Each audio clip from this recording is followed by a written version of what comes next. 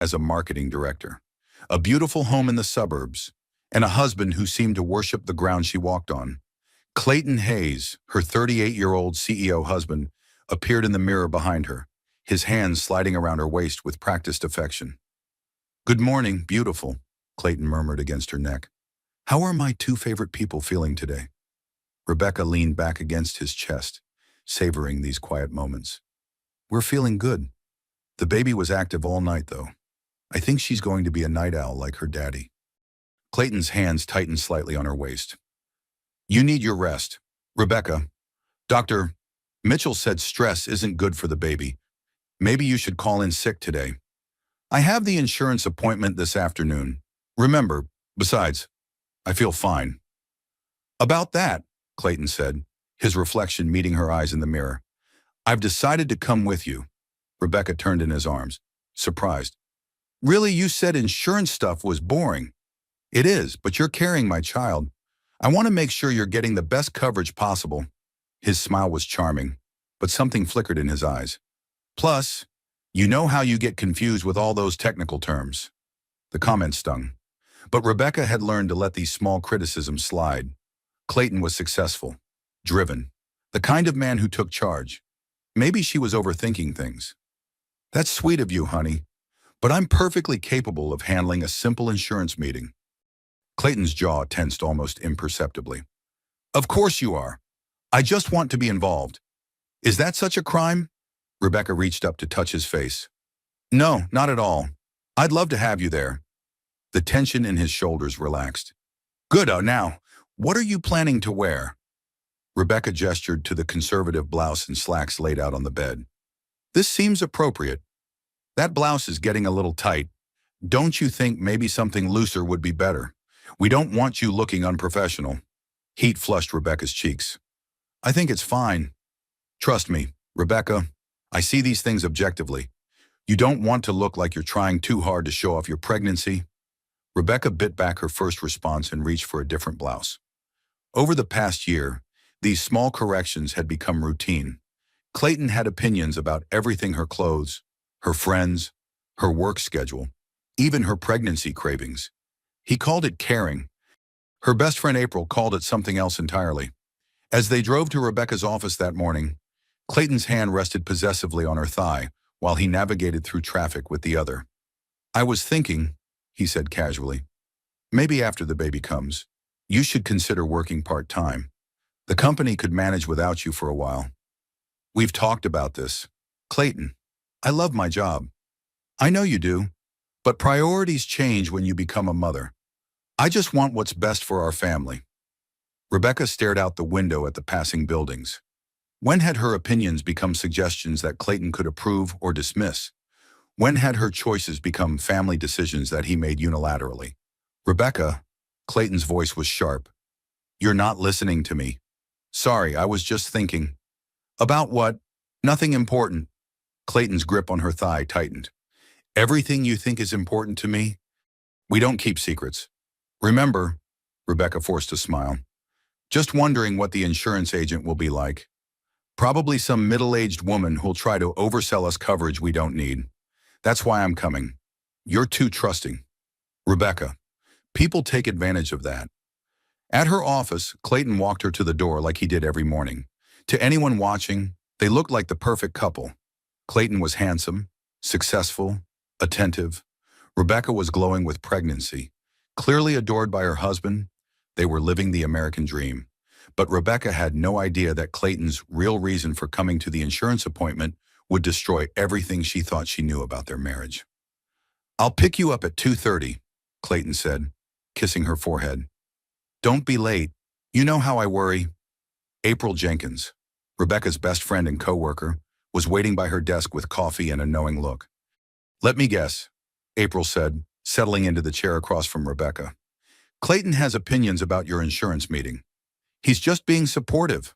Rebecca, supporting you would be asking how it went afterward. Managing every detail of your life is something else entirely." Rebecca busied herself with opening her laptop. "You don't understand our relationship, April. I understand that 6 months ago you had your own opinions about things. Now you check with Clayton before ordering lunch. That's not true. Yesterday you called him to ask if you could have a salad instead of the sandwich he packed for you. Rebecca's fingers stilled on her keyboard. Had she really done that? The memory felt fuzzy, like trying to remember a dream. He's just concerned about my nutrition. The baby needs, the baby needs a mother who remembers she's allowed to make her own choices. April's words followed Rebecca through the morning as she tried to focus on work. When had she stopped trusting her own judgment? When had Clayton's voice become louder than her own inner voice? At 2:30 sharp, Clayton appeared in the office lobby, immaculate in his charcoal suit. He kissed Rebecca's cheek and placed his hand on the small of her back, guiding her toward the exit. "Ready for this insurance adventure?" he asked, his tone light and cheerful for the benefit of her coworkers. "Ready as I'll ever be." But as they drove toward the insurance office, Rebecca felt an inexplicable sense of dread settling in her stomach. She told herself it was just pregnancy hormones, just nerves about making important financial decisions. She had no way of knowing that in less than an hour, her carefully constructed world would shatter completely. The insurance office was in a strip mall between a nail salon and a sandwich shop. The waiting room was small but clean, with motivational posters about planning for the future and protecting what matters most. Maureen Sullivan emerged from her office to greet them. She was a woman in her mid-40s with kind eyes and a firm handshake. Something about her immediately put Rebecca at ease. "Mr. and Mrs. Hayes," Maureen asked. "Thompson," Rebecca corrected automatically. "I kept my maiden name." Clayton's hand tightened on her shoulder. "She's been talking about changing it since the wedding. Just haven't gotten around to the paperwork yet?" Maureen's eyes flicked between them, and Rebecca caught something that might have been concern in her expression. "Of course. Please, come into my office." As they settled into the chairs across from Maureen's desk, Rebecca felt Clayton's presence like a weight beside her. His hand remained on her shoulder, his thumb making small circles that she once found comforting, but now felt controlling. "So," Maureen began, opening a thick folder, "you're looking to establish life insurance policies for both of you, with special consideration for the new baby on the way?" "That's right," Clayton said before Rebecca could respond. "We want to make sure our family's protected no matter what happens." Maureen smiled at Rebecca. "Congratulations. When are you due?" "March," Rebecca answered, then glanced at Clayton. "The 15th. "Actually," Clayton interjected, "Dr. Mitchell said it could be anywhere from the 10th to the 20th. First babies are unpredictable." Rebecca frowned. "He said the 15th. "Clayton, you might have misunderstood. You know how you get confused when there's medical terminology involved." The room fell silent. Maureen's pen had stopped moving across her notepad, and Rebecca felt heat climb up her neck. "I think I understood my own due date correctly," Rebecca said quietly. Clayton's laugh was forced. "Of course you did, sweetheart. I'm just trying to be accurate for the insurance purposes." But Maureen Sullivan had been in the insurance business for 20 years, and she'd seen this dynamic before. The way Clayton spoke for his wife, the way Rebecca seemed to shrink into herself, the subtle corrections that weren't corrections at all, but rather challenges to Rebecca's credibility and memory. Maureen made a note in her file, and it wasn't about the due date. "Well," she said carefully, "let's start with some basic information and work our way through the policy options. This is an important decision, and I want to make sure you both feel completely comfortable with whatever we decide." She had no idea that comfortable was the last thing anyone in that room would be feeling in the next 30 minutes. The insurance office felt different somehow. Maureen Sullivan had been watching Clayton Hayes for the past 15 minutes, and something about him made her skin crawl. It wasn't anything obvious. He was polite, well-dressed, articulate, but there was something in the way he monitored every word his wife spoke, the way his hand never left her shoulder or arm, the way Rebecca seemed to hold her breath before answering even simple questions. "Now," Maureen said, consulting her notes, "let's talk about beneficiaries. Rebecca, who would you like to name as your primary beneficiary?" "Clayton, of course," Rebecca answered automatically. "And for you, Clayton." "Rebecca," he squeezed her shoulder. "Though given her condition, we should probably discuss contingencies." Maureen's pen paused. "Condition, the pregnancy," Clayton clarified, though his tone suggested it should have been obvious. "High-risk pregnancies can be unpredictable. We want to make sure all scenarios are covered." Rebecca's head turned sharply toward her husband. High risk, Dr. Mitchell never said it was high risk. He didn't use those exact words, but reading between the lines, what lines he said, everything was progressing normally. Clayton's smile remained fixed, but his grip on Rebecca's shoulder tightened. Let's not bore Ms. Sullivan with our medical discussions. The point is, we want comprehensive coverage. Maureen had been doing this job long enough to recognize the signs. She'd seen women with unexplained bruises, wives who let their husbands answer every question, couples where one person's reality seemed to shift based on the other person's presence. She'd taken training courses on domestic violence recognition, though she'd never had to use that training before. Actually, Maureen said carefully, I'd like to speak with each of you individually about your policy preferences. It's standard procedure to ensure that both parties are making informed decisions independently. Clayton's facade cracked slightly. That seems unnecessary. We make all our financial decisions together. I understand, but insurance regulations require individual consultations to prevent coercion or fraud. The word coercion hung in the air like a challenge. I'll speak with Rebecca first, Maureen continued. And then with you, Clayton. It'll just take a few minutes each. Clayton's hand moved from Rebecca's shoulder to her wrist, his fingers wrapping around it in what might have looked like an affectionate gesture. Rebecca doesn't mind if I stay. Do you, sweetheart? Rebecca's eyes darted between her husband and the insurance agent. Whatever you think is best. I think what's best is following proper procedure, Maureen said firmly. Clayton, there's a comfortable waiting area just outside. This won't take long. For a moment, Clayton didn't move.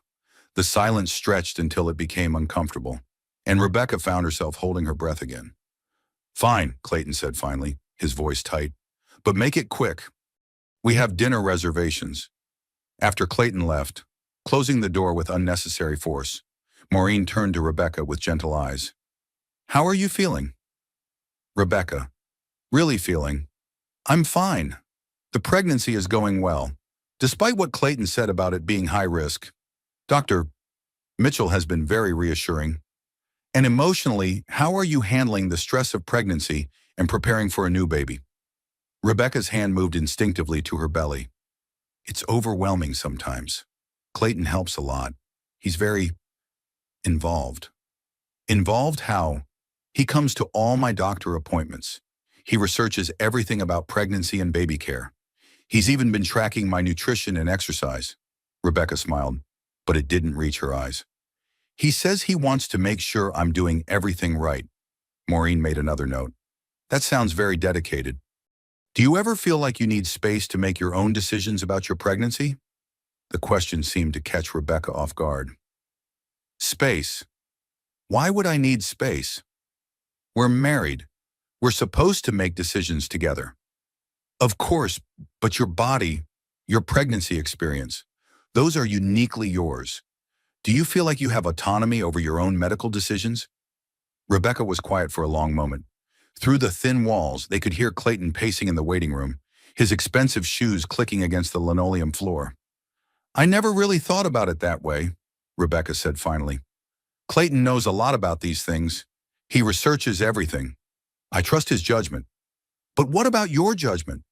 What does your instinct tell you about your pregnancy, your body, your needs? Rebecca's hand tightened on her belly. I used to trust my instincts more before I met Clayton. But he's shown me how many things I was wrong about. Little things, mostly. The way I dressed for work, the friends I spent time with, the food I ate. He's usually right about these things. Maureen felt a chill run down her spine. She'd heard variations of this story too many times to count in her domestic violence training seminars. Rebecca, can I ask you something personal? Have you ever felt afraid of Clayton? Afraid? Rebecca's laugh was too quick, too bright. No, of course not. Clayton would never hurt me. He loves me. He's protecting me. Protection and control can sometimes look very similar from the outside. You don't understand, Rebecca said, her voice rising slightly. You don't know what my life was like before Clayton. I was making mistake after mistake. Bad relationships, poor career choices, terrible with money. Clayton helped me see what I was doing wrong. Or maybe, Maureen said gently, you were just learning and growing like every other human being. Making mistakes is how we figure out what works for us. Rebecca's eyes filled with tears. I don't know anymore. I used to be so sure about things. Now I second guess everything. That's not necessarily growth. Rebecca, that might be something else entirely. Before Rebecca could respond, Clayton's voice boomed through the door. How much longer is this going to take? We have places to be. Rebecca immediately straightened, wiping her eyes. We should probably wrap this up. Clayton doesn't like to be kept waiting. Maureen reached into her desk drawer and pulled out a business card, but instead of her insurance agency card, it was for a local domestic violence resource center. Rebecca, I want you to take this, just in case you ever need someone to talk to. Rebecca stared at the card like it was a snake. I don't need this. My marriage isn't. We're not. Clayton has never hit me. Physical violence isn't the only kind of abuse. Rebecca. Abuse. Rebecca's voice was sharp now. My husband is not abusive. He's successful. He's devoted to our family. He takes care of me. Just because he has opinions about things doesn't make him abusive. Maureen held up her hands. You're absolutely right. I apologize if I overstepped. I just want you to know that resources exist if you ever need them. Rebecca reluctantly took the card and shoved it into her purse. Can we please just finish the insurance paperwork? Of course, just one more question, and then we'll bring Clayton back in. Are there any domestic violence exclusions in the policies we're discussing? The question hit Rebecca like a physical blow. Exclusions. Some life insurance policies have clauses that void coverage if the death results from domestic violence. It's rare, but it exists. Rebecca's face went pale. Why would you ask me that?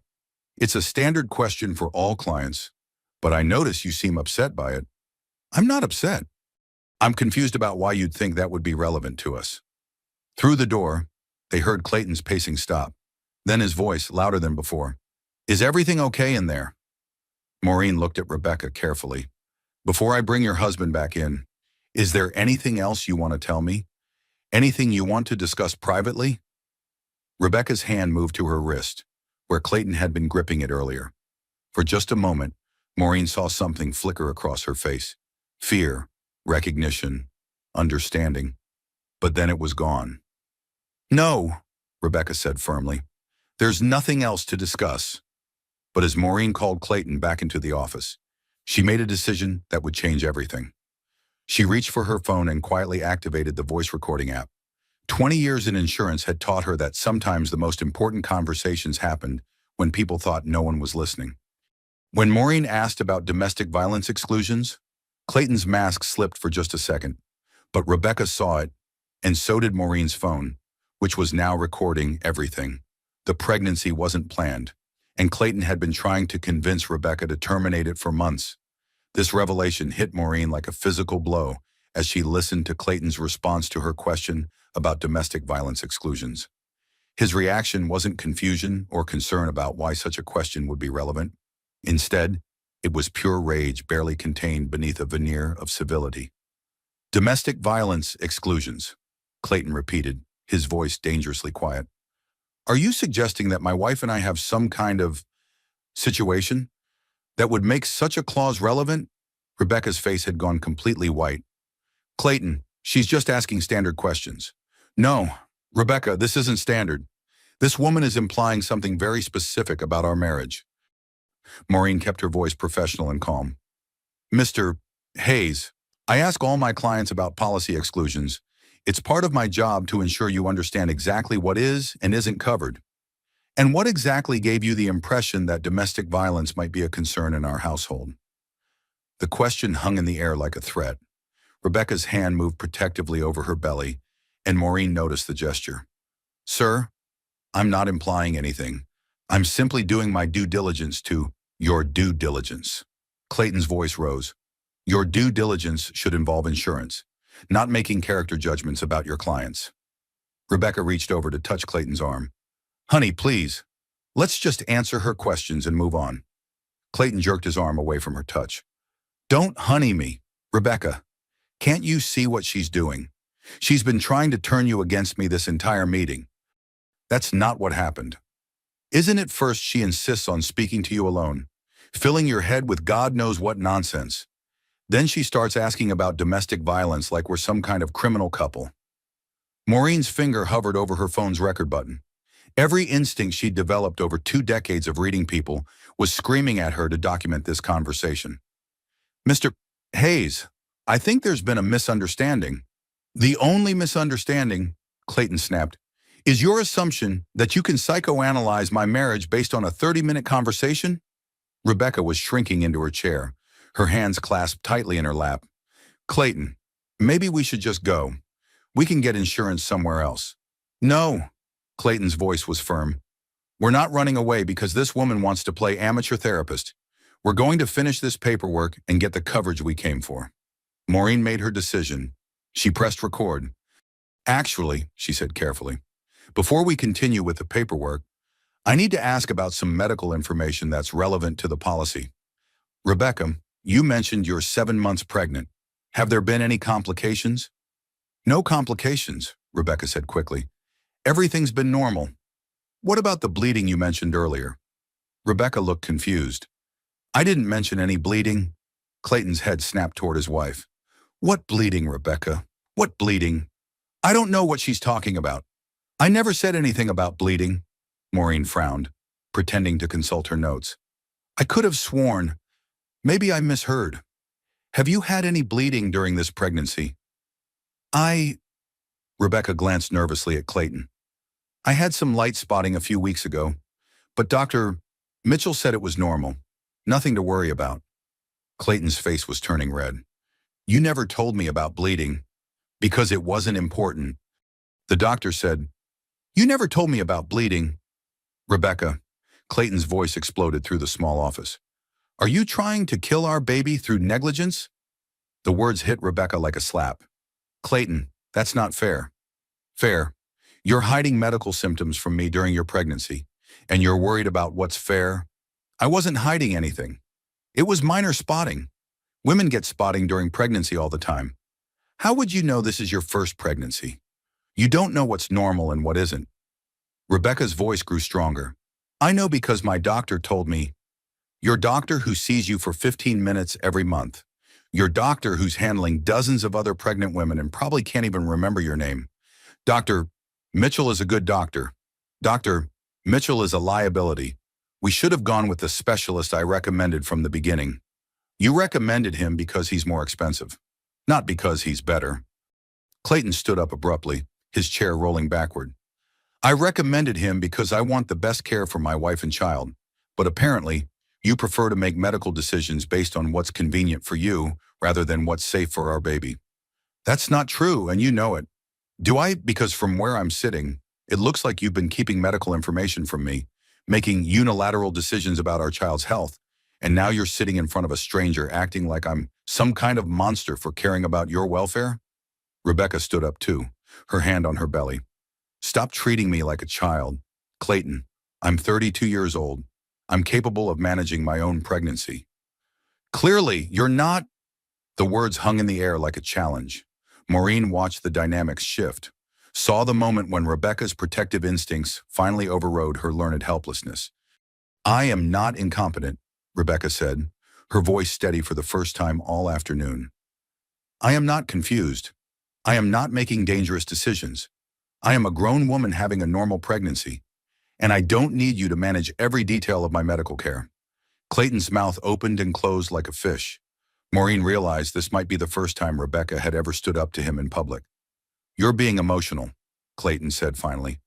Pregnancy hormones are making you irrational. No, Rebecca said firmly. Pregnancy hormones are making me protective. There's a difference. Protective of what your right to keep medical secrets from your husband. Protective of my right to make my own decisions about my own body. The silence that followed was deafening. Through the thin walls, Maureen could hear normal office sounds, phones ringing, keyboards clicking, conversations about coverage limits and deductibles. But in her office, the air was electric with tension. Clayton's voice, when he finally spoke, was dangerously quiet. Your body is carrying my child. Rebecca, that makes it my business. The baby is our business. My body is mine. Is it because the way you've been acting lately? It seems like you think this whole pregnancy is just about you. How have I been acting? Clayton, tell me exactly how I've been acting. Selfish, secretive, ungrateful. Each word was like a small explosion.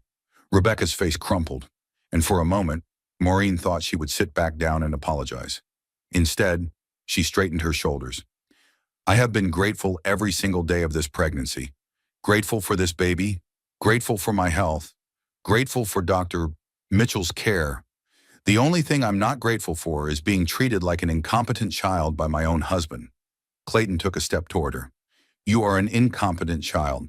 You can't even remember to mention bleeding to your husband. What else are you hiding from me? Rebecca, what other symptoms are you keeping secret because you think you know better than everyone else? I'm not hiding anything. Aren't you? What about the dizzy spells you had last month?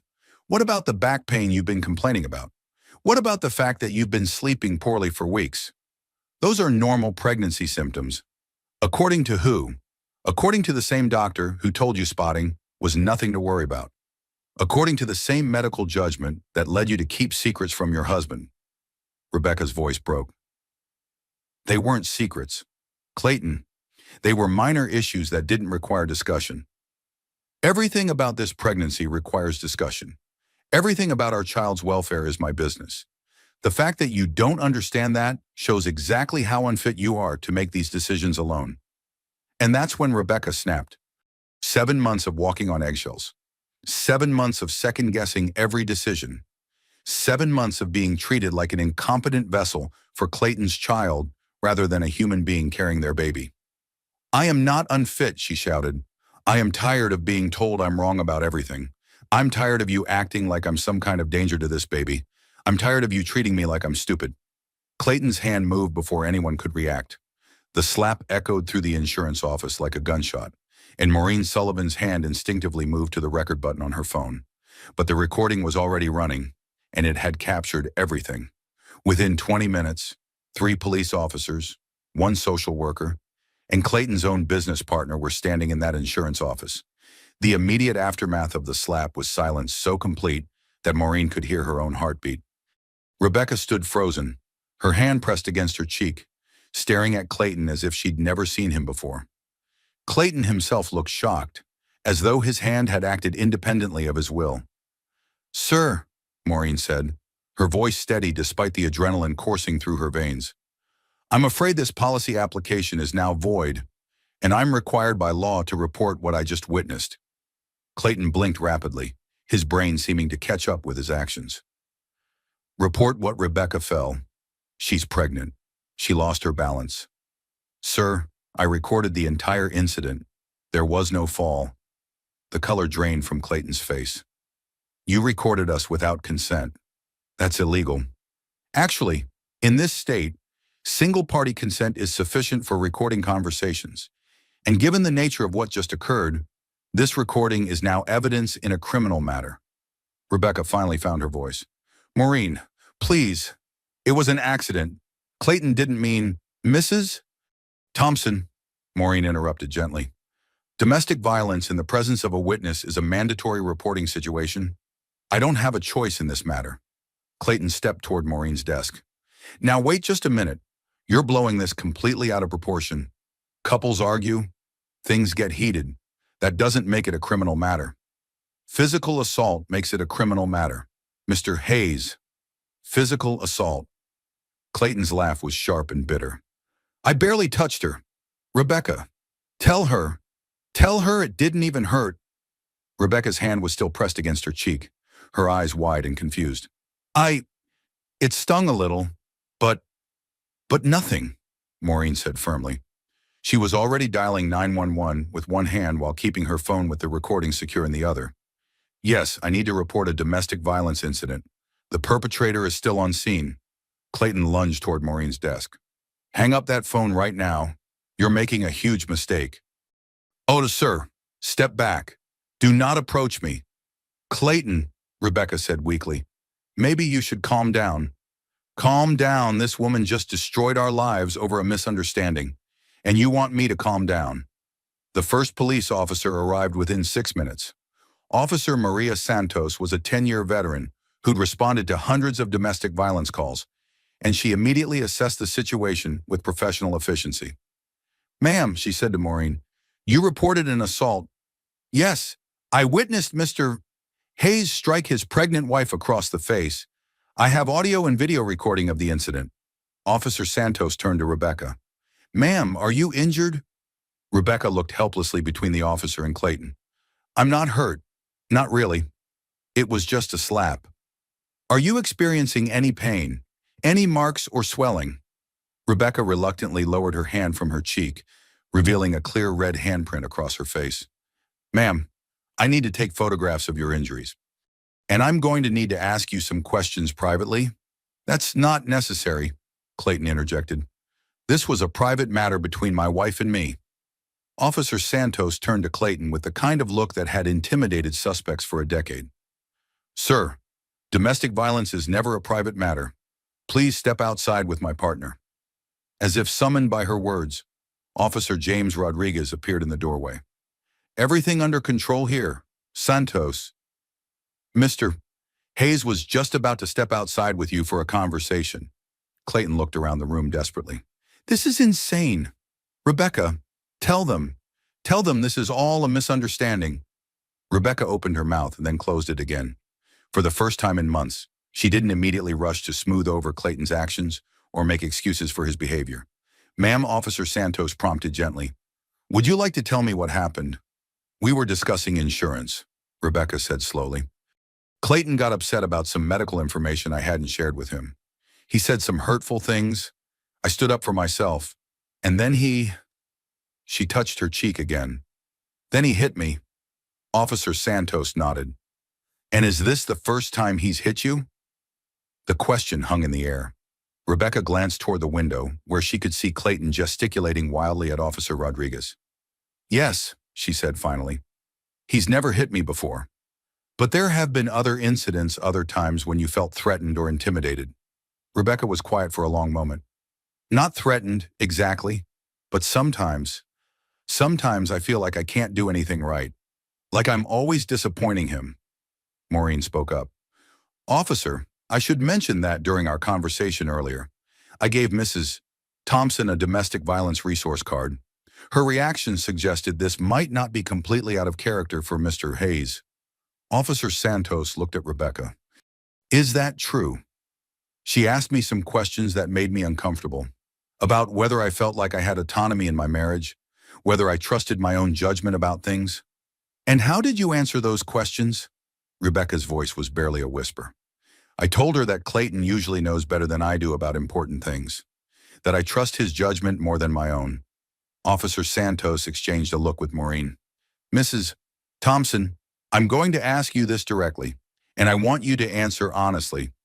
Do you feel safe going home with your husband tonight?" The question seemed to paralyze Rebecca.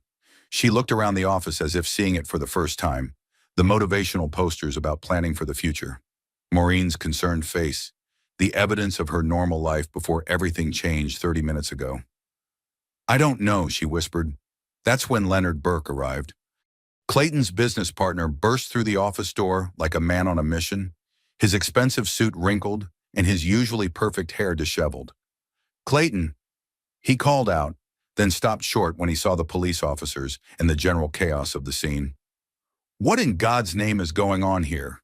Officer Rodriguez stepped forward. "Sir, are you involved in this situation?" "Leonard Burke, I'm Mr. Hayes's business partner.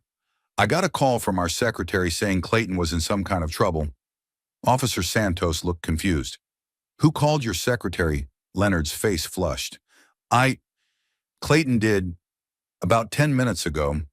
He said he needed me to get down here immediately because some insurance agent was trying to destroy his life."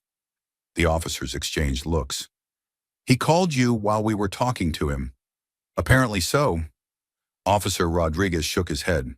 "Sir, your business partner is currently being detained in connection with a domestic violence incident. You might want to contact an attorney rather than trying to intervene in an active police investigation." Leonard's eyes widened as he took in the scene. Rebecca's red cheek, the officers, the obvious tension in the room. "Domestic violence, Clayton. What did you do?" Through the window, they could see Clayton's face contort with rage. His voice carried clearly through the glass. "I didn't do anything. This is all a setup. That insurance woman is crazy." Leonard turned to Rebecca. "Are you okay?" Rebecca nodded slowly. "I think so." "Leonard," Maureen said carefully, "I think you should know that I have audio and video recording of Mr. Hayes striking his wife across the face. This isn't a misunderstanding or a setup. This is documented assault." Leonard's face went completely white. "Oh my God, Clayton, what have you done?" But the recording revealed something else. Something Clayton thought he'd hidden forever. As Officer Santos took Rebecca's statement and Maureen provided her recording to the police, a clearer picture began to emerge. This wasn't an isolated incident of a man losing his temper. This was the culmination of months of psychological manipulation, control, and emotional abuse. And now it was all on record. The background check revealed Clayton's pattern with his previous girlfriend. Sarah Chen had dated Clayton for 2 years before Rebecca, and when Officer Santos ran Clayton's name through the system, Sarah's police report from 3 years ago popped up immediately. "Harassment and stalking charges," Officer Santos told Rebecca as they sat in the victim services office 2 hours later. She filed a restraining order against him after their breakup. He violated it twice. Rebecca felt like she was floating outside her own body. Stalking, following her to work, showing up at her apartment uninvited, calling her family members to convince them she was making a mistake by leaving him. Officer Santos consulted her notes. Sound familiar? Rebecca thought about the way Clayton had systematically isolated her from friends, convinced her that her own judgment was flawed, made her dependent on his approval for every decision. What happened to the charges? Dropped? Sarah Chen left town suddenly and didn't follow through with prosecution. Left town. According to the report, she transferred to her company's branch office in Seattle. Said she needed a fresh start. Rebecca's hand moved instinctively to her belly. Do you think he threatened her? I think, Officer Santos said carefully, that women don't usually relocate across the country to avoid men who were just overly persistent. While Rebecca was learning about Clayton's past, April Jenkins was conducting her own investigation. She'd been documenting Rebecca's accidents with photographs for months, though she'd never admitted it to her friend. April's phone was full of pictures: Rebecca's bruised wrist from falling downstairs in November, her black eye from walking into a door in December, her sprained ankle from tripping over the cat in January. The photos told a different story than Rebecca's explanations ever had. I kept thinking I was being paranoid, April told Detective Sarah Williams when she arrived at the police station with her evidence. Rebecca always had reasonable explanations for everything. Detective Williams, a specialist in domestic violence cases, studied the photographs on April's phone. These injuries are consistent with physical abuse, the wrist bruising in particular. Those look like grip marks. Rebecca said she fell down the stairs at home. Mrs. Thompson, in my experience, when someone falls downstairs, they get bruises on their arms, legs, maybe their back. They don't get perfect finger-shaped bruises around their wrists. April's eyes filled with tears. I should have said something sooner. You said something now. That's what matters. But the physical evidence was just the beginning. When Detective Williams obtained a warrant to examine Clayton's financial records, she discovered a pattern of embezzlement from his own company that went back over a year. Leonard Burke was waiting in the detective's office when she returned with the financial documents. I had no idea, Leonard said, running his hands through his hair. The books always balanced. Clayton handled most of the client accounts personally. Mr. Burke, according to these records, your business partner has been systematically transferring funds from client accounts into a personal account under his wife's name? Leonard's face went ashen. Rebecca's account, an account with her name on it, but according to the bank records, she's never accessed it. All transactions were conducted by your partner using online banking. How much are we talking about? Over the past 18 months, approximately $400,000. Leonard sank into his chair. 400,000? Jesus Christ. We'll lose everything. Our reputation, our clients, our business license. Mr. Burke, I need to ask you some direct questions about your partner's behavior. Have you ever witnessed him being aggressive or controlling with his wife? Leonard was quiet for a long moment. I always thought he was just protective. Rebecca is younger than him, less experienced in business matters. Clayton said he was helping her learn to make better decisions. What kind of decisions? Career choices, financial planning, even social situations. Clayton would explain to people that Rebecca was still learning to navigate professional environments. Detective Williams made notes. Did Mrs. Thompson ever express opinions that differed from her husband's? Not that I saw. If Clayton said something, Rebecca would nod and agree. I thought they were just very compatible. Or, Detective Williams said grimly, she'd learned that disagreeing with him had consequences. Meanwhile, Rebecca was sitting in Maureen Sullivan's office, finally ready to hear what the insurance agent had been trying to tell her all afternoon. The bruises on your wrists, Maureen said gently. I noticed them when you first came in. They look like grip marks. Rebecca looked down at her wrists, as if seeing the fading marks for the first time. I bruise easily. Always have. Rebecca, I want to show you something. Maureen pulled out a pamphlet about domestic violence warning signs. Would you mind reading through this with me? As they went through the list together, Rebecca felt a sinking recognition with each item, controlling behavior disguised as concern, isolating you from friends and family, making you doubt your own memory and judgment, monitoring your activities and whereabouts, using money to control your choices, explosive anger followed by apologies and promises to change. This describes my marriage, Rebecca whispered. I know it does. But he never hit me before today, Maureen nodded. Physical violence often escalates during pregnancy. The abuser feels threatened by the woman's changing priorities and divided attention. Rebecca was quiet for several minutes, processing this information. Maureen, can I ask you something? Of course. Why did you record our conversation today? Maureen sighed. 23 years ago, I was married to a man who treated me very much like Clayton treats you. The only difference was that when he finally hit me in public, no one was recording. I had no proof. He convinced everyone that I was unstable, that pregnancy hormones had made me delusional. What happened? I lost custody of my daughter for 6 months while the court sorted everything out. By the time I got her back, I'd lost my job, my house, and most of my friends. I swore that if I ever witnessed what I went through, I'd make sure there was evidence. Rebecca's hand moved to her belly. Is the baby okay after all this stress? We should get you checked out at the hospital. But Rebecca, stress from standing up for yourself is different from stress from being abused. Your body knows the difference. The phone call from Dr. Mitchell changed everything. The stress had triggered early labor. At 34 weeks pregnant, Rebecca Thompson found herself in the back of an ambulance, sirens wailing, racing toward the hospital where her baby would be born 6 weeks early because her husband couldn't control his temper in public. But for the first time in months, despite the chaos and fear, Rebecca felt something she'd almost forgotten. She felt proud of herself for finally fighting back. Rebecca was rushed to the hospital at 34 weeks, and the baby was in distress from maternal stress hormones. Dr.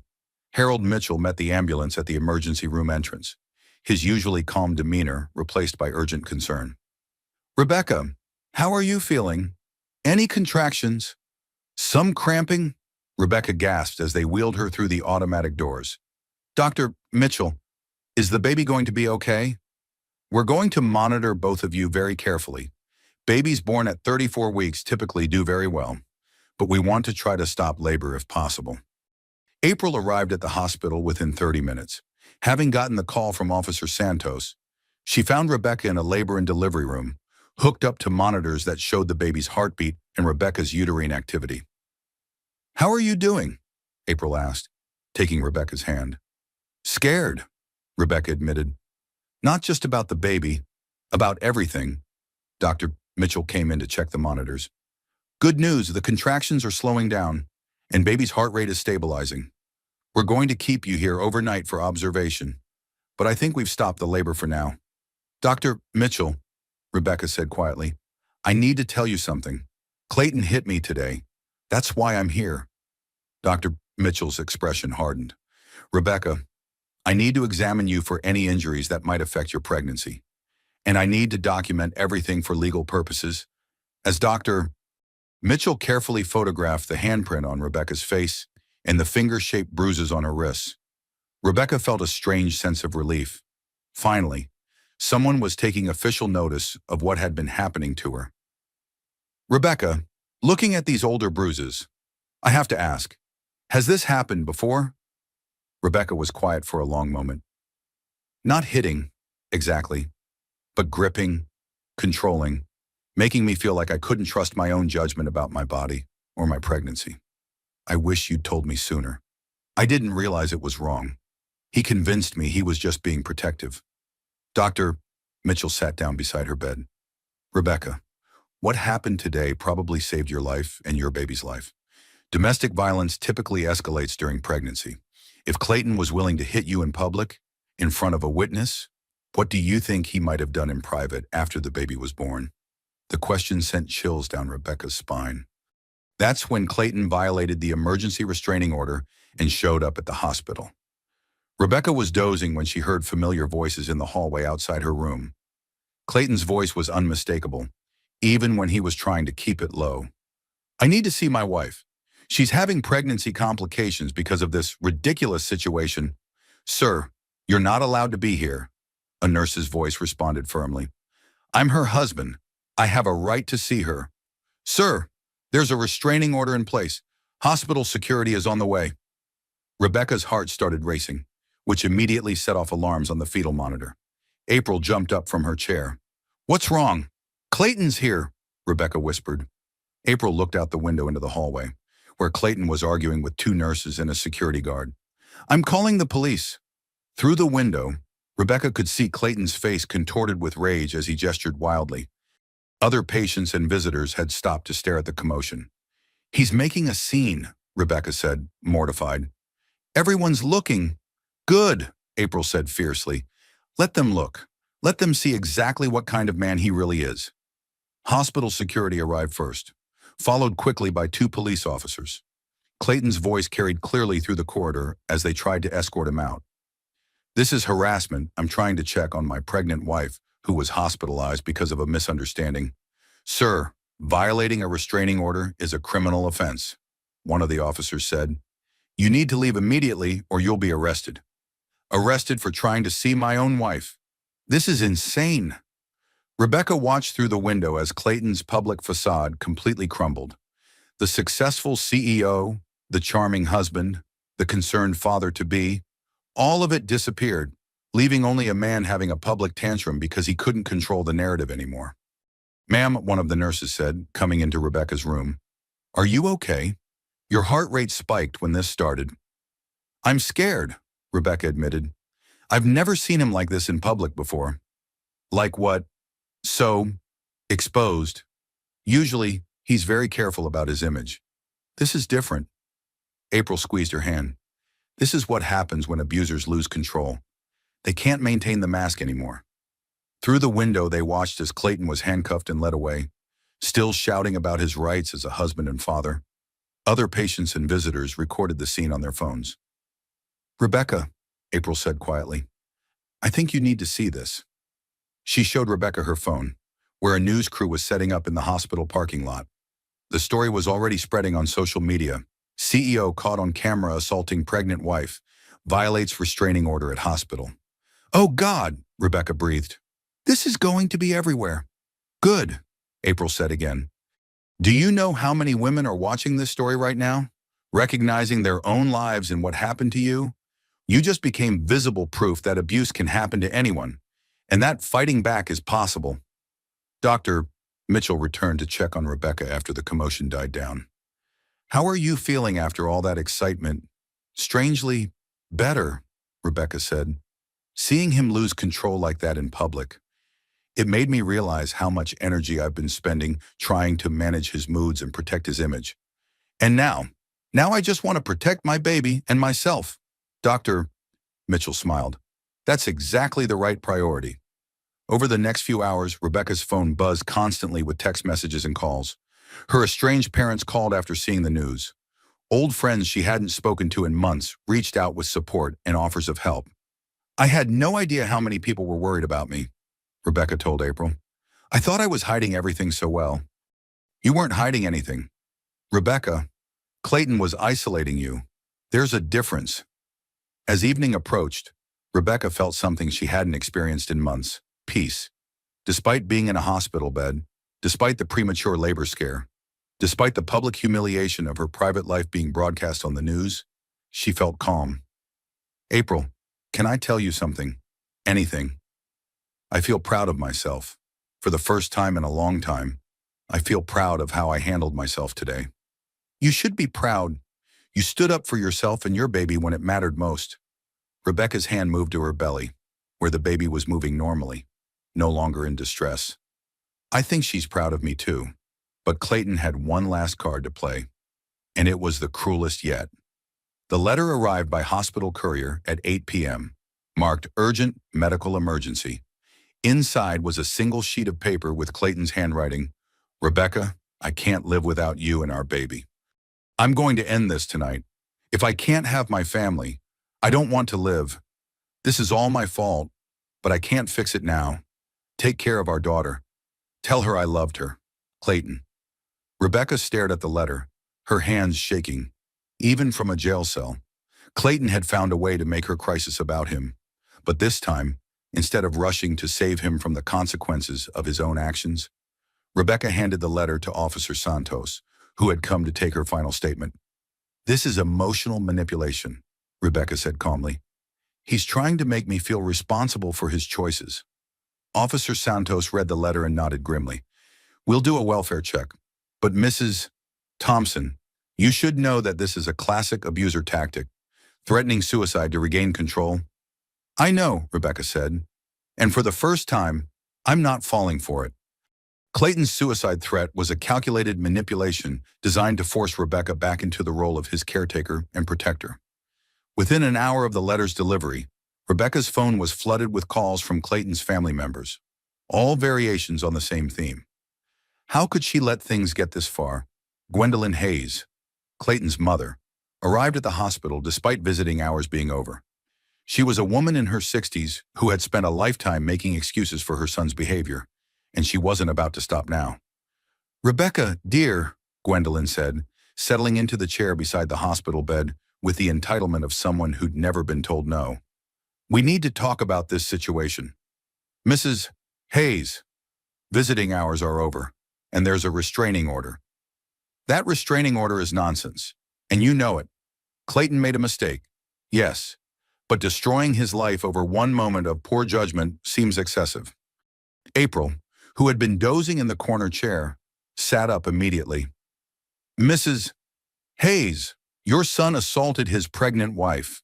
That's not poor judgment. That's a crime. Gwendolyn waved her hand dismissively. Young women today are so dramatic. In my day, we understood that marriage required forgiveness and compromise. Rebecca felt her chest tighten with familiar anxiety. For months, Gwendolyn had been subtly undermining her confidence, always with a smile and always under the guise of helpful advice. Mrs. Hayes, Rebecca said carefully, Clayton didn't just make a mistake.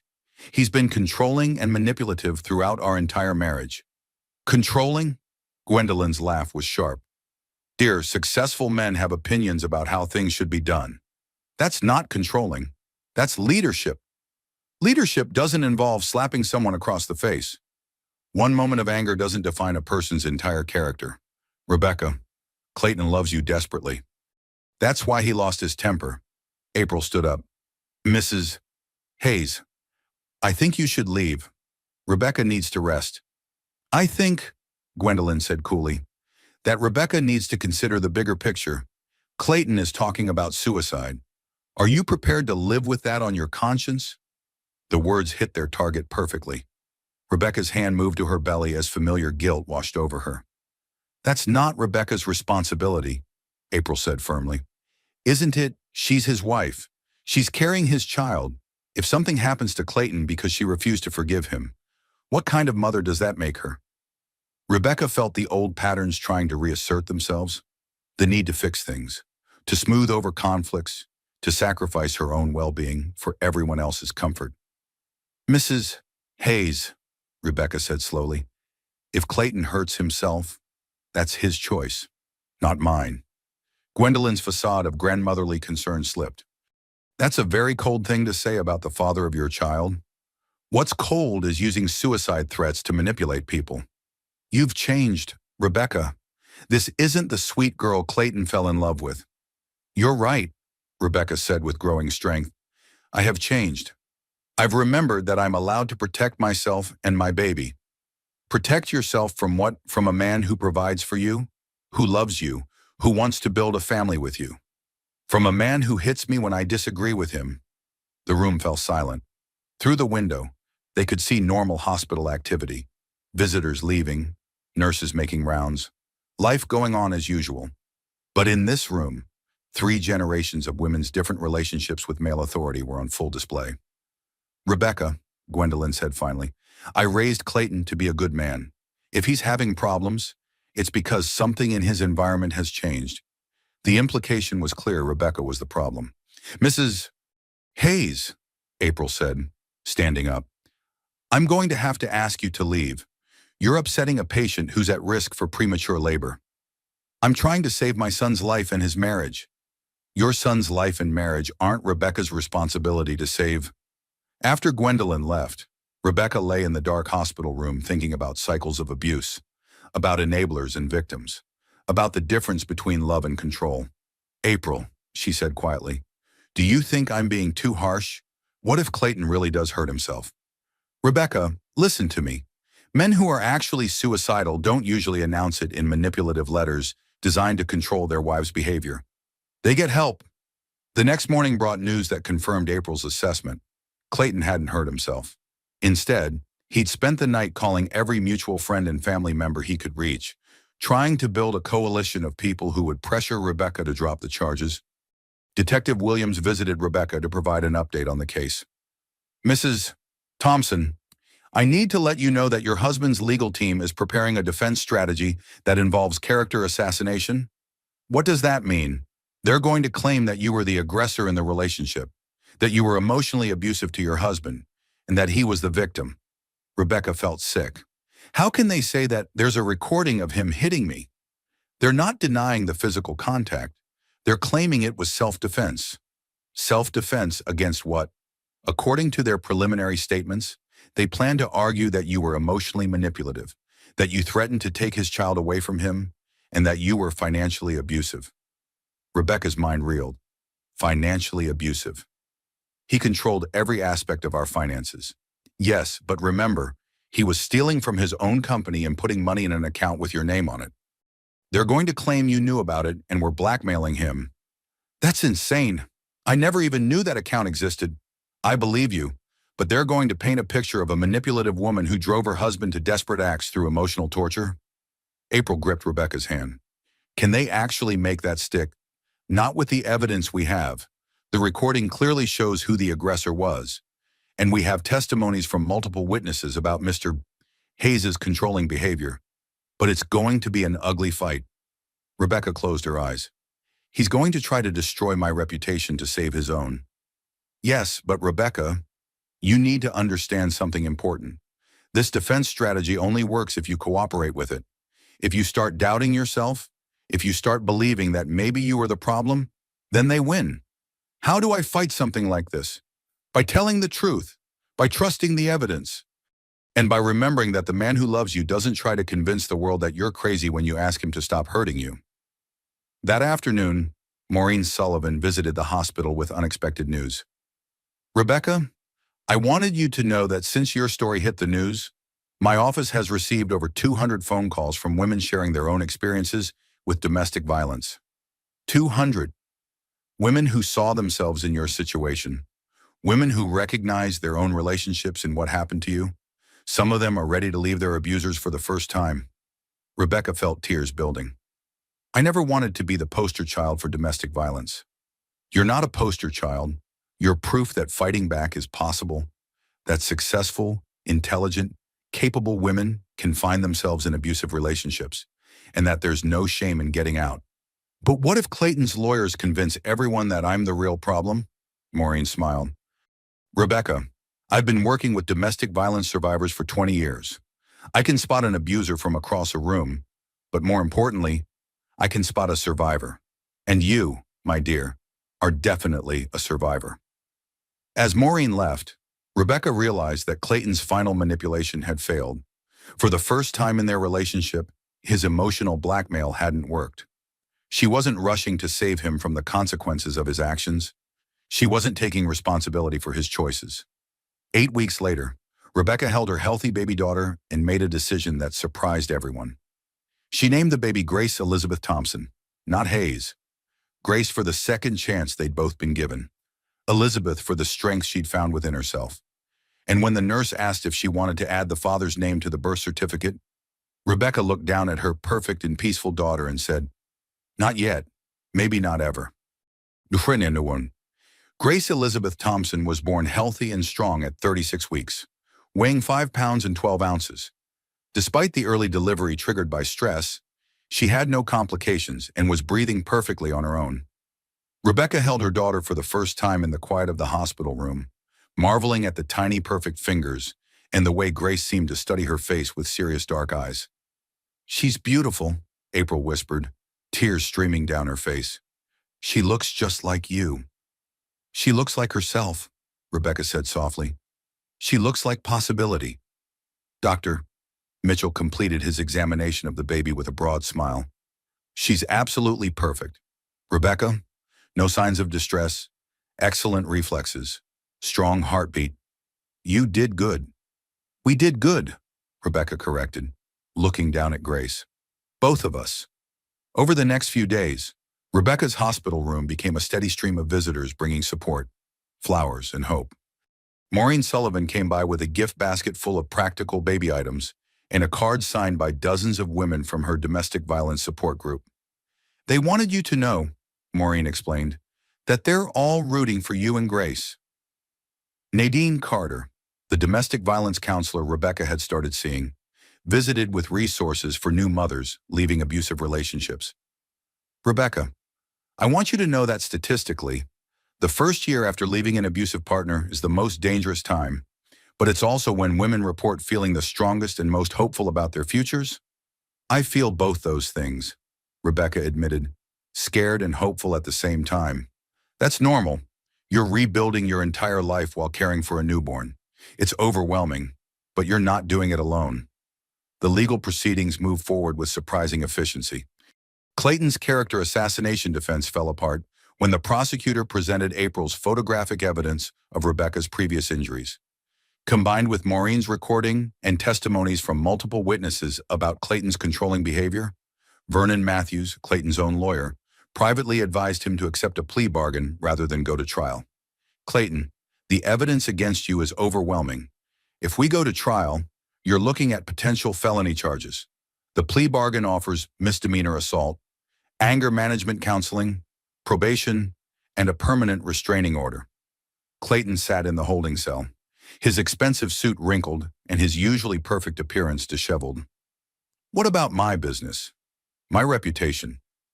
"Your business partnership is over. Leonard Burke has already filed paperwork to dissolve the company and start fresh without you. As for your reputation," Vernon shrugged, "the recording of you hitting your pregnant wife has been viewed over 2 million times on social media. Your reputation was destroyed the moment you lost control in that insurance office." "This is all her fault," Clayton muttered. "Rebecca turned everyone against me." "No, Clayton, you turned everyone against you when you chose to hit your wife in front of a witness. Rebecca didn't make you do that. You made that choice." For the first time since his arrest, Clayton was confronted with the reality that his actions had consequences he couldn't charm or manipulate his way out of. Meanwhile, Rebecca was discovering her own strength. Living temporarily in April's guest room with baby Grace, she found herself making decisions quickly and confidently. Choices about feeding schedules, sleep routines, pediatrician visits, without needing anyone's approval or validation. "It's amazing," she told Nadine during one of their counseling sessions. "I forgot how good it feels to trust my own judgment." "That's because your judgment is excellent. Rebecca, you just had someone systematically undermining your confidence for so long that you forgot. I keep waiting for the other shoe to drop, for something to go wrong that proves I can't handle this on my own. And how are you handling things so far?" Rebecca looked around April's living room, where Grace was sleeping peacefully in her bassinet while Rebecca worked on her laptop. managing the marketing campaign for a major client. Actually, I'm handling things pretty well. Grace is thriving. I'm keeping up with work. The divorce is progressing smoothly. I'm competent. You're more than competent. You're flourishing. The divorce settlement was finalized 6 months after Grace's birth. Clayton lost almost everything: the house, the cars, his business assets, and his professional reputation. He was ordered to pay substantial child support and medical expenses. But Rebecca had made it clear through her attorney that she wanted no alimony. "I don't want anything from him except financial support for Grace," she told her lawyer. "I want to know that I rebuilt my life entirely on my own." The day the divorce was finalized, Rebecca treated herself to something she hadn't done in over a year. She bought a new outfit without asking anyone's opinion. In a color Clayton had always said didn't suit her, bright red, and she looked fantastic in it. Rebecca had started speaking at domestic violence awareness events, sharing her story with audiences of survivors, advocates, and community leaders. Her message was always the same: abuse can happen to anyone. Leaving is possible, and rebuilding is not just about surviving, it's about thriving. "The most important thing I learned," she would tell audiences, "is that love doesn't require you to make yourself smaller. Real love celebrates your strength, supports your growth, and trusts your judgment. If someone claims to love you while systematically destroying your confidence in yourself, that's not love, that's possession." 6 months after Grace was born, Rebecca received an offer that changed everything.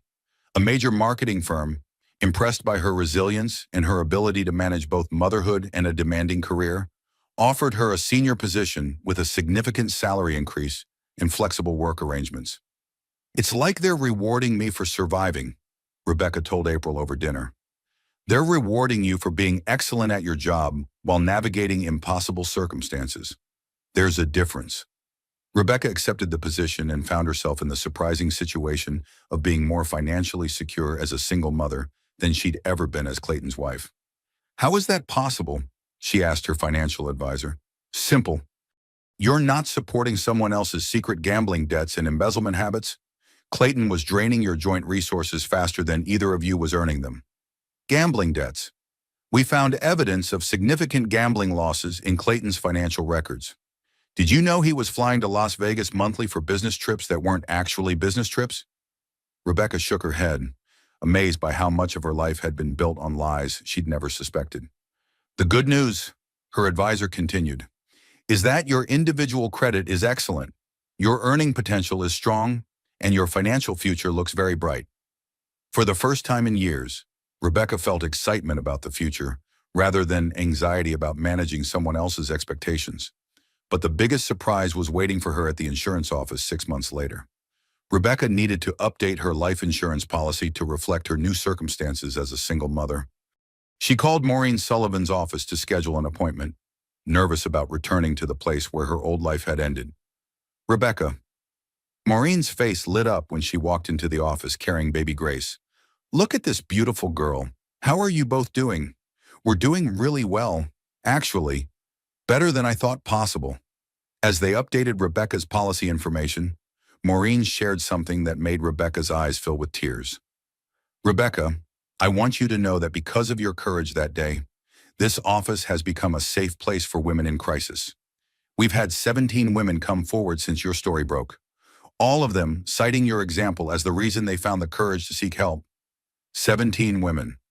17 women who saw that fighting back was possible, that documenting abuse could make a difference, that even successful, intelligent women could find themselves in your situation, and that there was no shame in asking for help."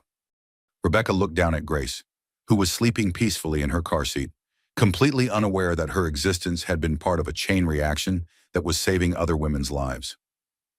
"Maureen, can I ask you something? Anything? Do you ever regret pressing record that day, making the decision to get involved?"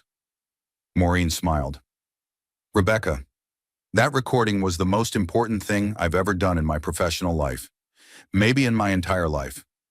Thank you for seeing what I couldn't see and for having the courage to document it. Thank you for having the courage to fight back."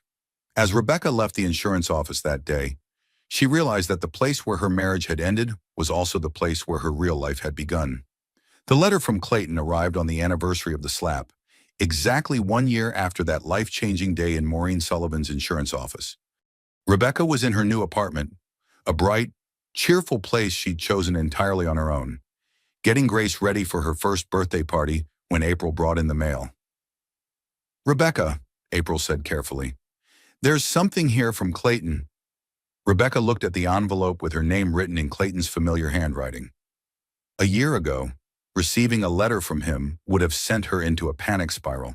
Now, she felt nothing but mild curiosity. "Should I open it?" she asked April. "Do you want to open it?" Rebecca considered this. "Actually, yes. I want to see if he's learned anything in the past year." The letter was 2 pages long, written on expensive stationery that Clayton had probably charged to his mother's account since his own credit was destroyed. Rebecca read it aloud to April. "My dearest Rebecca, I know I'm not supposed to contact you, but I couldn't let this anniversary pass without reaching out. It's been a year since that terrible misunderstanding at the insurance office, and I've spent every day since then working on becoming the man you deserve. I've completed my anger management program with flying colors. My counselor says I've made remarkable progress in understanding my triggers and developing healthy coping mechanisms. I've also been attending therapy to work through the childhood trauma that contributed to my controlling behavior. I know I hurt you, and I take full responsibility for that moment of weakness. But Rebecca, I've changed. I'm not the same man who lost his temper that day. I've learned to communicate my feelings without letting anger take control. I miss you every single day. I miss our life together, our plans for the future, our dreams of raising Grace in a loving home. I know I have no right to ask for your forgiveness, but I'm asking anyway, not for my sake, but for Grace's. She deserves to grow up with her father in her life.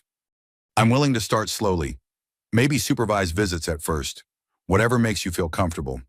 I just want the chance to prove that I've changed, that I can be the husband and father you both deserve. I love you, Rebecca. I've never stopped loving you, and I believe that deep down, you still love me too. Love like ours doesn't just disappear because of one mistake. Please consider giving us another chance. For Grace's sake, if not for ours. All my love, Clayton P. S. I've enclosed photos of the new apartment I'm renting. I chose it specifically because it's in a good school district for Grace when she gets older."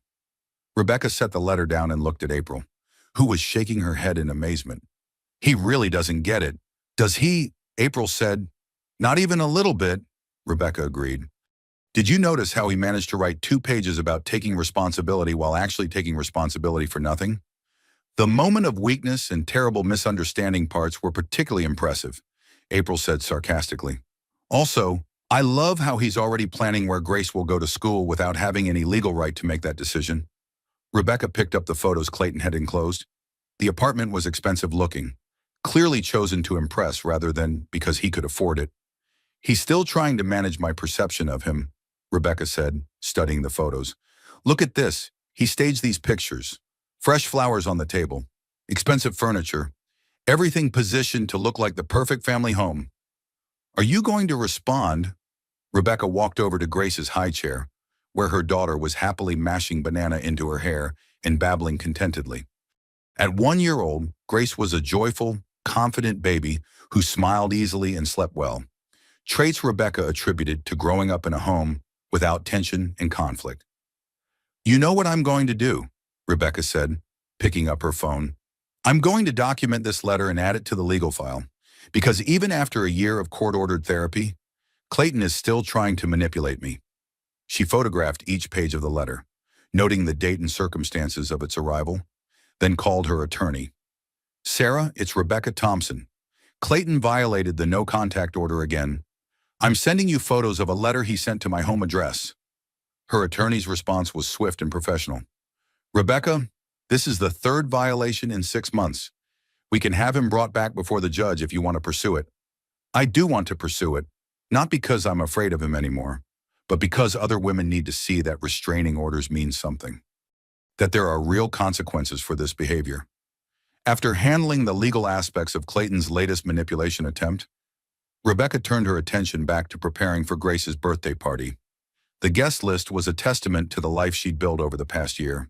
April and her family, Maureen Sullivan, Nadine Carter, several co-workers who'd become genuine friends, and Dr. Mitchell, who'd become almost like a grandfather figure to Grace. As Rebecca hung streamers in her living room, she reflected on how different this celebration would have been if she'd stayed with Clayton. He would have insisted on an elaborate party designed to impress other people, probably held at some expensive venue with guests chosen for their social status, rather than their genuine care for Grace. Instead, Rebecca had planned a simple party in her apartment with people who actually loved them both. "Mama?" "Usher," Grace called out from her high chair, clapping her hands as she watched Rebecca decorate. "Yes, baby girl, it's your party day."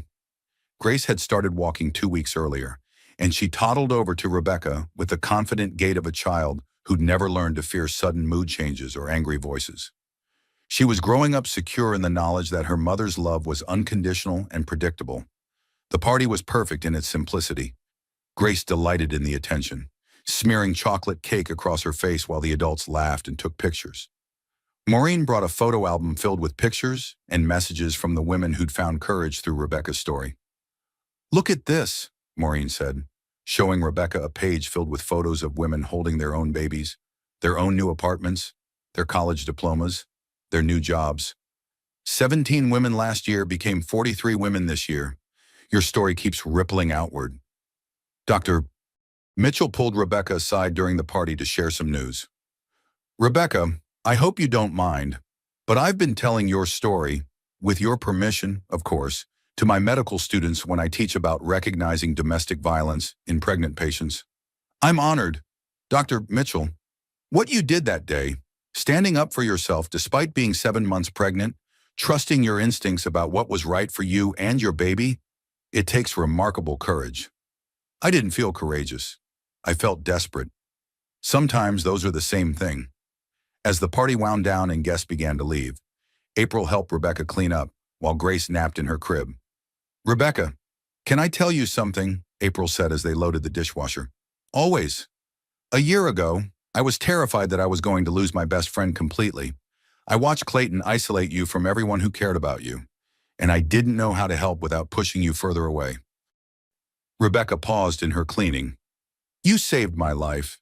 April, you and Maureen and Dr. Mitchell and everyone who refused to pretend everything was fine when it obviously wasn't. You saved your own life. We just witnessed it." That evening, after everyone had gone home and Grace was sleeping peacefully, Rebecca sat in her living room looking through the photo album Maureen had brought, page after page of women who'd found the courage to leave abusive relationships, to pursue education, to start businesses, to reclaim their lives. She thought about Clayton's letter, with its complete lack of understanding about what he'd actually done to her. He still saw their entire relationship through the lens of his own needs and desires. Even his apology was really a request for her to manage his emotions and make him feel better about his choices. But Rebecca was done managing other people's emotions. She was too busy building a life filled with genuine joy and authentic relationships. Her phone buzzed with a text message from a number she didn't recognize. "Hi, Rebecca. My name is Maria Santos. I saw your story on the news last year, and it gave me the courage to leave my abusive husband. I just wanted you to know that my daughter and I are doing great. We're safe, we're happy, and we're free. Thank you for showing me that fighting back was possible. A fellow survivor." Rebecca smiled and saved the message. She got texts like this regularly now, women reaching out to share their own stories of survival and transformation. She thought about responding to Clayton's letter, perhaps with a detailed explanation of why his approach was still manipulative and self-serving. But then she realized something important. Clayton's understanding of his behavior was no longer her responsibility. Instead, she opened her laptop and began typing a different kind of letter, a blog post for the Domestic Violence Awareness website where she'd become a regular contributor. "1 year ago today, my ex-husband hit me in front of a witness. It was the best thing that ever happened to me. Not because I enjoyed being assaulted, not because I deserved it, but because for the first time in our relationship, there was undeniable evidence of what had been happening to me for months. Today, I received a letter from him asking for another chance. 2 pages of words designed to convince me that he's changed, that he's learned from his mistakes, that he deserves forgiveness. But here's what I've learned in the past year. Real change isn't about convincing other people you've changed. It's about changing your behavior consistently over time, without expectation of reward or recognition. Real remorse isn't about managing someone else's perception of your actions. It's about accepting full responsibility for the harm you've caused, without qualification or excuse. And real love isn't about possession, control, or getting what you want from another person. It's about supporting someone's growth, celebrating their strength, and trusting their judgment, even when their judgment leads them away from you. I don't know if my ex-husband has actually changed. What I know is that it no longer matters to me whether he has or not. His transformation, or lack thereof, is not my concern anymore. My concern is the life I'm building with my daughter. A life based on respect, autonomy, and genuine love. A life where disagreement doesn't lead to violence, where questions don't lead to punishment, where a woman's voice matters as much as anyone else's. To the women reading this who recognize their own stories in mine, your voice matters. Your judgment is trustworthy. Your safety is more important than anyone else's comfort. And to the men reading this who see themselves in my ex-husband's behavior, real change is possible. But it starts with honest self-reflection, not with trying to convince your victims to give you another chance. 1 year ago, I thought my life was ending. Today, I know it was just beginning. Rebecca posted the blog entry and closed her laptop. Through the baby monitor, she could hear Grace sleeping peacefully, making the small, contented sounds of a child who'd never known fear in her own home. Tomorrow, Rebecca would go to her job where she was respected and valued. She'd come home to an apartment she'd chosen herself, decorated according to her own taste, filled with people who celebrated her success rather than trying to diminish it. She'd made dinner plans with a colleague, Dr. Mitchell's research partner, actually, a kind, intelligent man who asked her opinions and listened to her answers, who seemed genuinely interested in her thoughts about everything from work projects to parenting challenges. It wasn't a romance, not yet, but it was the beginning of learning what healthy relationships felt like, relationships based on mutual respect rather than power and control. Rebecca turned off the lights and headed toward her bedroom, stopping to check on Grace one more time. Her daughter was sleeping on her back, arms flung wide with the complete abandon of a child who felt safe in the world. "Sweet dreams, baby girl," Rebecca whispered. "Tomorrow we keep building our beautiful life." The second letter from Clayton arrived on Grace's second birthday, and this time Rebecca didn't hesitate to open it. She'd learned that ignoring Clayton's attempts at contact only fueled his persistence, while documenting them consistently had been much more effective at maintaining boundaries. This letter was different from the first one, shorter, more focused, and somehow more desperate. "Rebecca, I know you didn't respond to my last letter, and I understand why. I've had more time to think about everything that happened between us, and I realize I may have approached you wrong before. I'm writing to tell you that I'm moving to Phoenix for a fresh start. My mother has connections there, and I think a change of scenery will be good for me. I wanted you to know that I'm not giving up on us, but I'm willing to give you the space you've asked for. I hope that someday, when Grace is older, you'll let her know that her father loved her and wanted to be part of her life. I hope you'll tell her that I made mistakes, but that I was trying to be better. I've enclosed my new address in Phoenix, in case you ever want to reach out. I'll understand if you don't. Clayton." Rebecca read the letter twice, then handed it to April, who was helping set up for Grace's birthday party. "Well," April said after reading it, "this one's less manipulative than the last one." "Is it though?" Rebecca asked. "Or is it just manipulative in a different way?" "What do you mean, the someday when Grace is older part? He's still trying to plant seeds for future contact. And the "I was trying to be better" narrative, he's still not taking full responsibility for his choices." Rebecca photographed the letter and filed it with the others, then focused on the more important task of celebrating her daughter's second birthday. Grace was walking confidently now, chattering in her own toddler language, and showing early signs of the independence and confidence that Rebecca had worked hard to nurture. She was fearless in the way that children raised without violence could be fearless, willing to explore, to try new things, to express her preferences clearly. "Mama cake," Grace announced, pointing toward the kitchen where her birthday cake waited. "After lunch, sweetheart. We're waiting for our friends to arrive." The guest list had grown over the past year. In addition to their core group of supporters, Rebecca had invited several women from her domestic violence support group who'd become genuine friends, along with their children. Her apartment was filled with the sound of children playing and women talking, a community of survivors who'd built new lives together. Maureen Sullivan arrived with a special gift, a savings account she'd opened in Grace's name, seeded with donations from the women who'd found courage through Rebecca's story. "It's for her college education," Maureen explained, "or whatever dreams she wants to pursue. We wanted her to know that she has a whole community of women invested in her future." Dr. Mitchell brought his research partner, Dr. James Chen, a pediatric psychologist who'd become Rebecca's closest friend over the past year. Their relationship had developed slowly and carefully, built on shared interests, mutual respect, and genuine compatibility. "James has something to ask you," Dr. Mitchell said with a knowing smile. James looked nervous, which Rebecca found endearing. "Rebecca, I was wondering if you'd like to have dinner with me next weekend. Just the two of us. As in, a date." Rebecca smiled.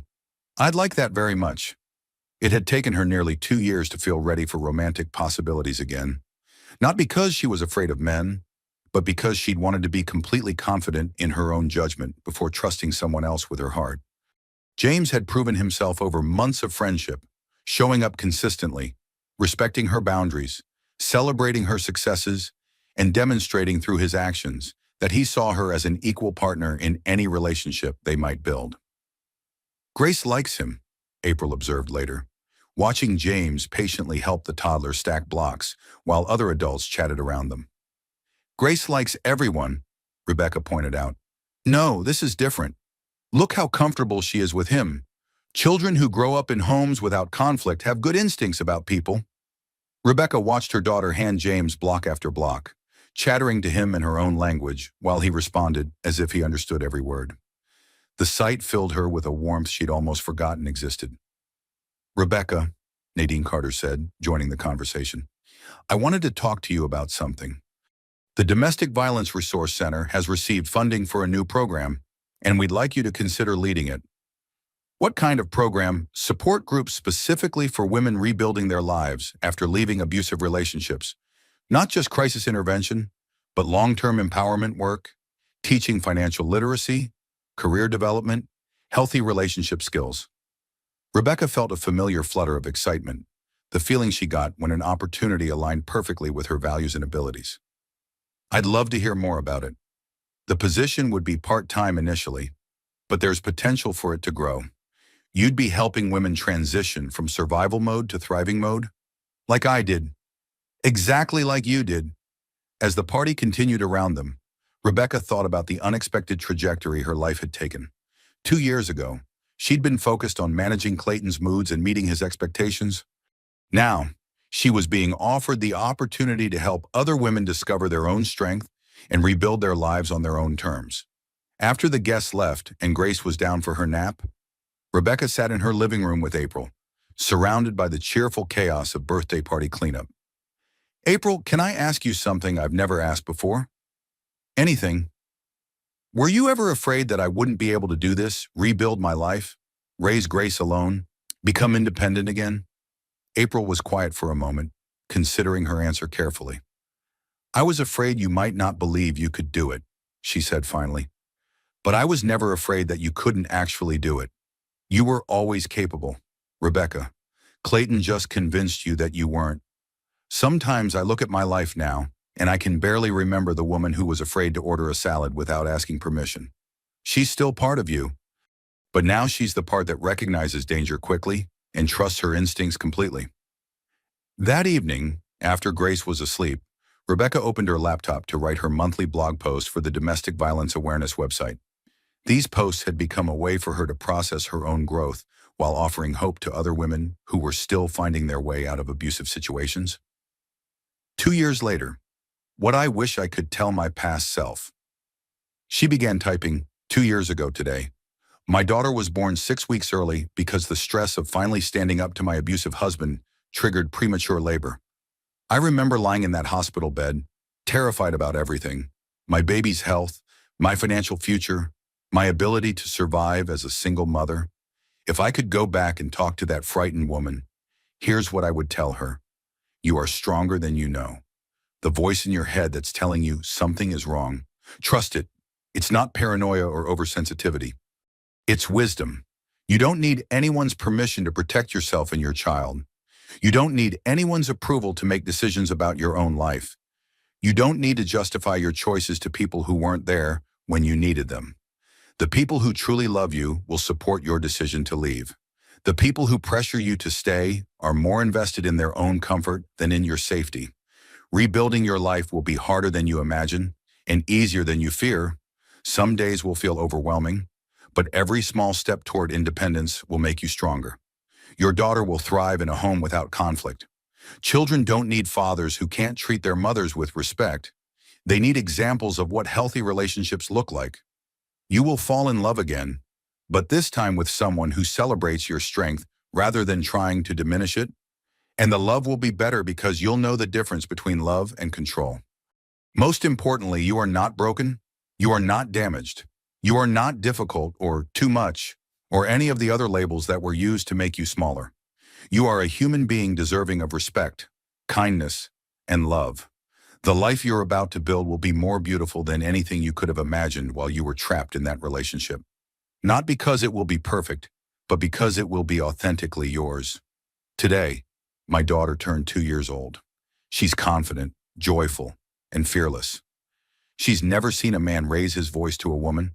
She's never learned that love comes with conditions or that safety is conditional on good behavior. She's growing up believing that her voice matters, that her opinions are valuable, that her boundaries deserve respect. She's learning what healthy relationships look like by watching the people in our life treat each other with kindness and respect. This is what victory looks like. Not revenge against the person who hurt you, but building a life so full of genuine love and respect that his opinion of you becomes irrelevant. To the women reading this who are still in the thick of it, you can do this. You are capable of more than you know. Your children will be proud of your courage. Your future self is waiting for you to take the first step. And to my past self, terrified in that hospital bed 2 years ago, look how far we've come. Look what we built. Look how beautiful our life became when we finally chose ourselves. Rebecca posted the blog entry and closed her laptop. Tomorrow, she would call Nadine about the job opportunity. She would confirm her date with James for the weekend. She would continue building the life that had started the day she refused to accept Clayton's version of reality as the truth. Through the baby monitor, she could hear Grace talking quietly to herself in her crib, practicing new words and making up songs. Her daughter was growing up in a world where women's voices mattered, where boundaries were respected, where love was demonstrated through kindness rather than control. Rebecca turned off the lights and headed to bed, grateful for the peaceful quiet of a home without conflict, proud of the strength she'd found within herself, and excited about the future she was building one choice at a time. Sometimes the worst moment of your life becomes the first moment of your real life. And sometimes, when you finally stop trying to save someone else, you discover that you're the one who needed saving all along.